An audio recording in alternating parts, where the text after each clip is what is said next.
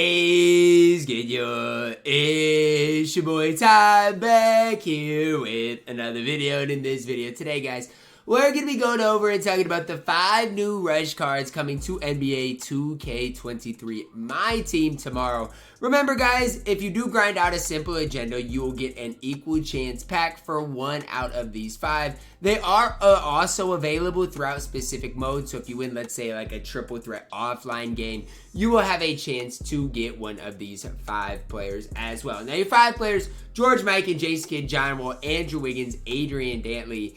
And here's the deal. Normally, I like to just have 5 overall solid options. So, I mean, are any of these options like bad? I mean, that's what we're going to be talking about. So let's start with George Mikan up first. Now, to do this, I want to bring you guys to just George Mikan's history in my team. Now, this year, has he had like a really good and stellar card? Not really. I mean, the flash forward card was okay. Even if we go back to last year in George Mikan, I mean, the glitch card was good early on, but I guess this shooting guard card was okay. He just hasn't really ever been that great in my team. Now, that's not me saying George Mikan is bad. That's not me saying that you guys can't have fun using George Mikan or that he can't be useful for you, because I think there's a possibility he can. Now, the problem with George Mikan lies with his height. He's only 6'10", right? He's a 6'10 power forward center in my team. And I mean, his release, the Devin Booker base, I guess has potential, but it's not going to be a release that's going to be like, I don't know. It's not like the O'Shea base or anything like that. But they do, if they would happen to give him like the D-Book base on very quick, good leaner, and better dribble 6, I wouldn't hate George Mikan at all. I mean, it's not like, again, it's not like he's going to be game breaking, but let's say you are no money spent looking for a decent power forward option in my team. He could be another guy like, I don't want to compare him straight to Bill Walton, but another guy kind of like that where he could be solid enough in my team. Not necessarily game breaking, but a solid enough card that could be okay in my team. Next card we got is Jason Kidd, and I'm just going to throw a newsflash for you guys. He's not going to be good. The only chance Jason Kidd has to even be okay is if they change his release. If they give him a great release, now I'm just gonna throw out a release, okay?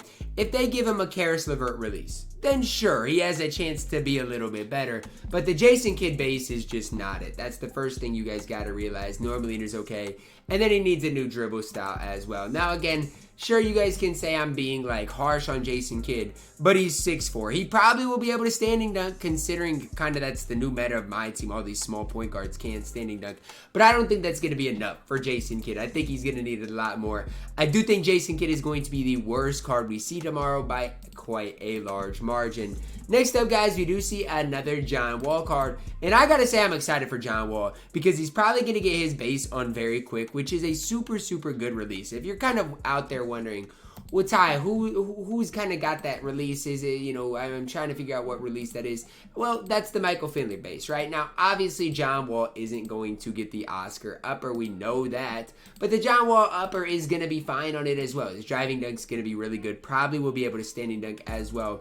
I'm hyped for John Wall because as far as small point guards are concerned, I think John Wall is going to be up there with the best of them, okay? He's got a great release. He's going to be able to dunk on everybody. Probably going to be able to standing dunk now. Defensively, he already had a decent interior, decent block. Those are only going to get better.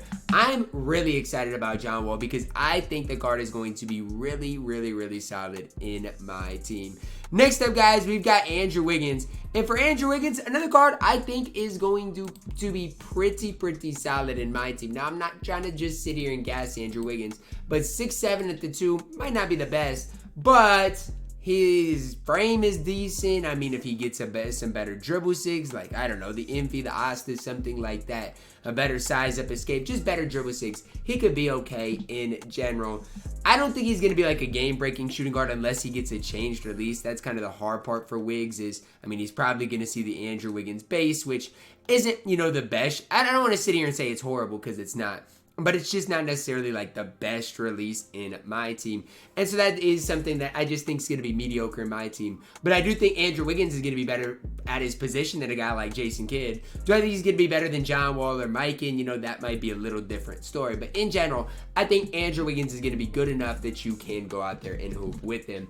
And then we see Adrian Dantley. Now, is it me Or do I think Adrian Dantley is going to be bad? Now, I do think he's going to see a changed release. Because if he comes out tomorrow with a Gary Trent base, which we haven't seen that outside of the all-time set since season 5, that is going to be really, really, really rough. So I actually think Dantley is going to see a new release. Now, what does that mean? What type of release is he going to see? I don't necessarily know. But I do think, we see a new release. Whether it's, the John Wall base, whether it is, who knows? The Chet base, the PJ Tucker base. Honestly, who knows? The problem I see with Adrian Dantley, though, is the fact that he's 6'5". You can't really play a guy at the shooting guard position at 6'5", because if you do that, you got to run like Big Z at the 3. Got to run like Ben Simmons at the 1, Şengün at the 1. You just have to really structure your whole team around it, and nobody really wants to do that. So that's kind of the hard part about it.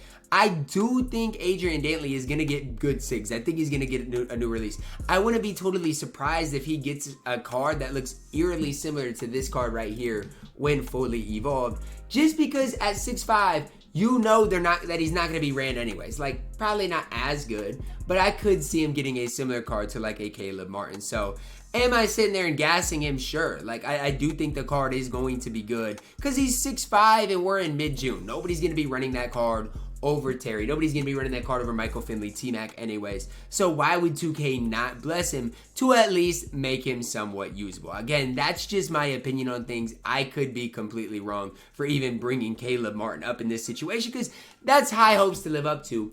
But I do hope 2K changes some things with Adrian Dantley because he's only 6'5" at the shooting guard.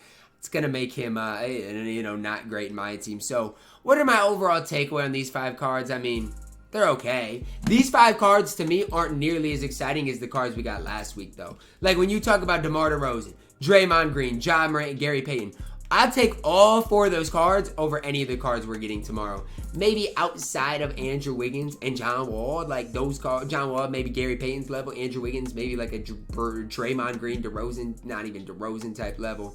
So like DeRozan, Dre, even Ja, you could say were more exciting than anybody we are seeing tomorrow. Mikan's interesting. It's just the whole thing of the game is ran by Giants and George Mikan is not a Giant. So that's kind of why I'm just like a little hesitant when I talk about George Mikan, just because, and it's not that he's bad, it's just like he's undersized. He's only 6'10". You can only be so good if you are only 6'10". So that's kind of where I'm at on everything. I guess for me, am I excited about any of these cards? Not really. John Wall has my attention a little bit, but to say I'm excited would just not be true because I don't think he's bad.